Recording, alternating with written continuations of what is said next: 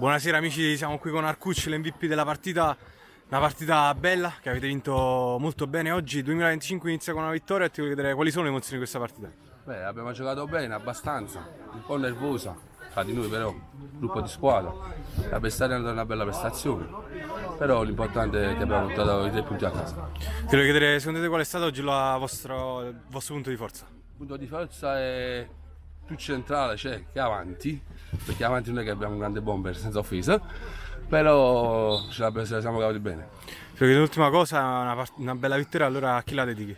alla squadra intera. Va bene, grazie mille.